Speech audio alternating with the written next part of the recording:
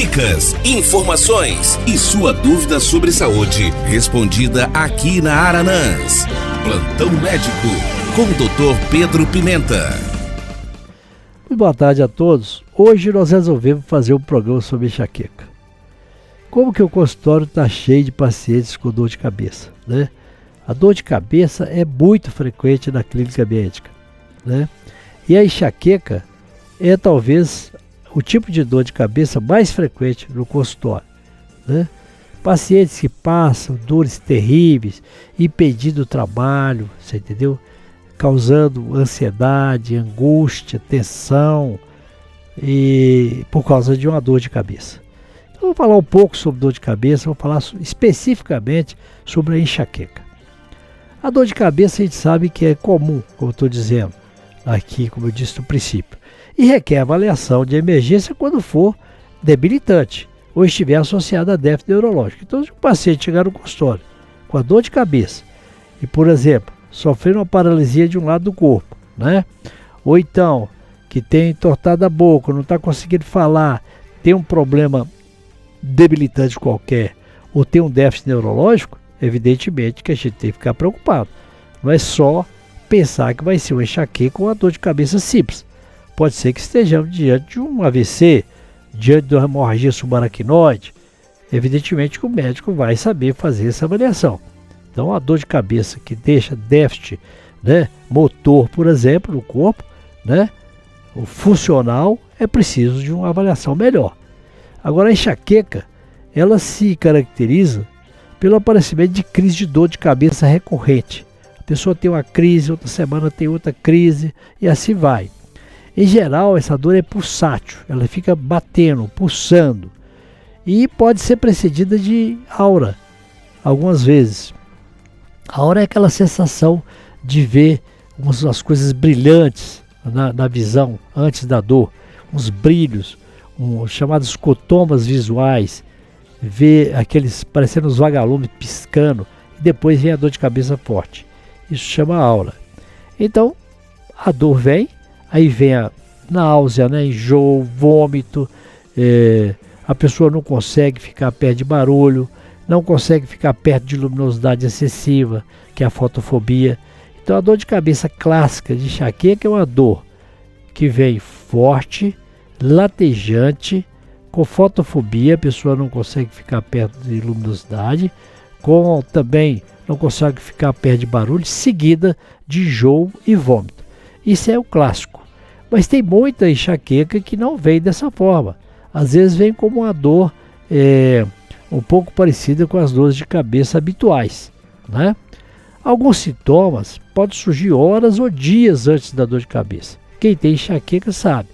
Antes da dor vir, às vezes a pessoa fica hiperativa, sem paciência, ansiosa, deprimida às vezes, irritada, a memória fica deficiente, pode ficar um pouco sonolenta, e aí vem então a crise de dor. Essa crise de enxaqueca, ela dura, pode ser rápida, né, uma dor que passa rápido, 4 horas mais ou menos, ou pode ser uma dor que pode durar até 72 horas, quer dizer, uma dor que dura aí 3 dias. A dor de enxaqueca pode durar mais tempo. Então, pode ser uma dor rápida, passa rápido, mas pode durar mais tempo. A aura, quando presente, ela dura pouco tempo, 5 a 15 minutos. E se caracteriza pela presença de escotomas visuais, como eu falei.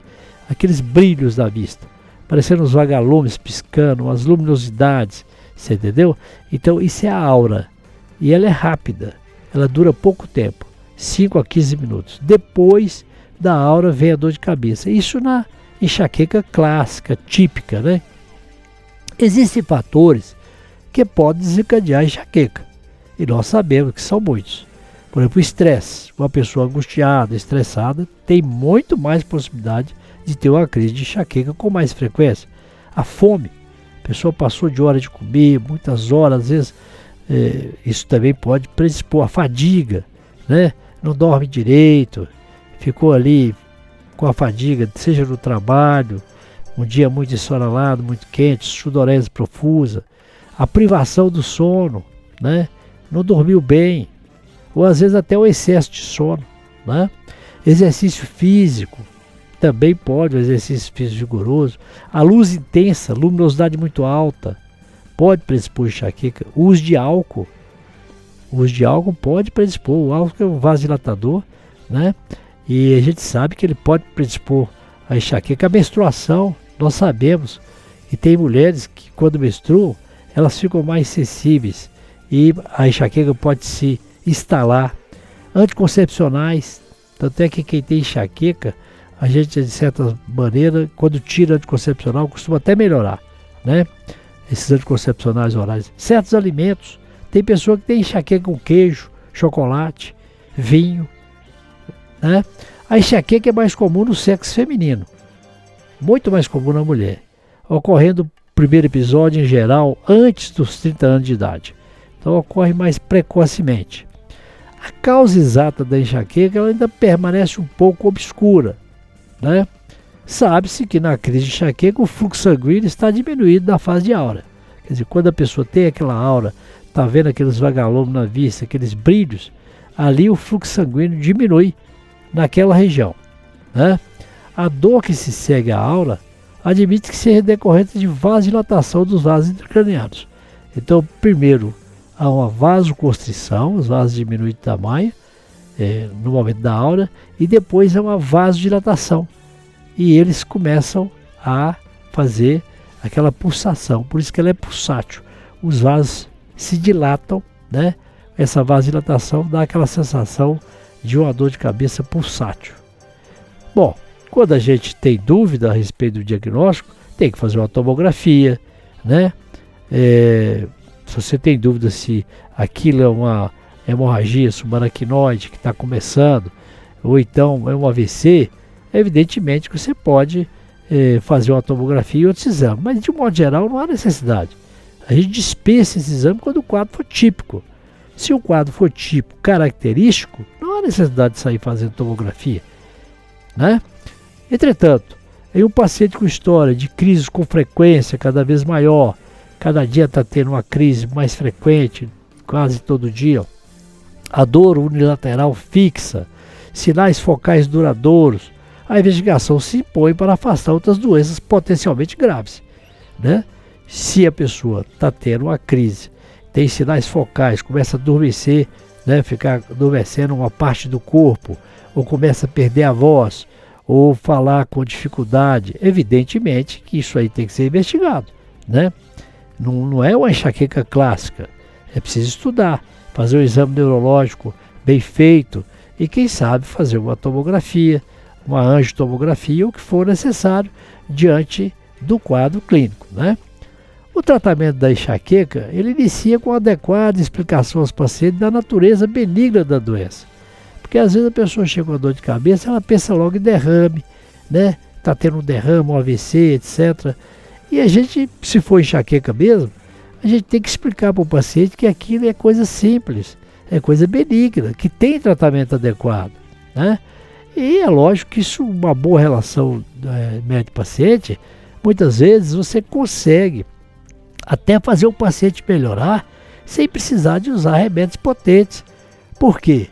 Há uma confiança mútua do paciente com o médico que isso gera uma situação de calma e o paciente às vezes pode melhorar sem precisar de tratamento mais agressivo.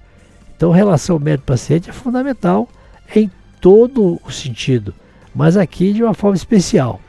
O tratamento da enxaqueca varia de acordo com a intensidade da crise. Nas crises leves, a pessoa pode fazer um repouso, está em casa, às vezes não foi no médico, faz um repouso, vai para um quarto ali na penumbra, um quarto mais escuro, toma um analgésico comum, né? Nós temos aí dipirona, às vezes paracetamol, né? Dorme um pouco, muitas vezes passou a noite de insônia, não dormiu. Aquilo pode resolver com analgésico comum, né? Mas nos casos rebeldes, aqueles casos fortes, aí sim, precisa do médico. Ele deve ser procurado para prescrição de medicação mais potente. Para alguns pacientes pode ser necessária a assistência de um psicoterapeuta também. Às vezes é paciente ansioso, deprimido, pode precisar de uma medicação antidepressiva. Mas enxaqueca muito forte, tem remédio específico no mercado que funciona muito bem. Às vezes tem que usar preventivamente durante alguns meses para prevenir novas crises. Então, sobre enxaqueca era isso que eu tinha para vocês hoje. Muito boa tarde e até a próxima quarta-feira. Plantão Médico. Participe enviando sua pergunta sobre saúde através do nosso WhatsApp 33991293000.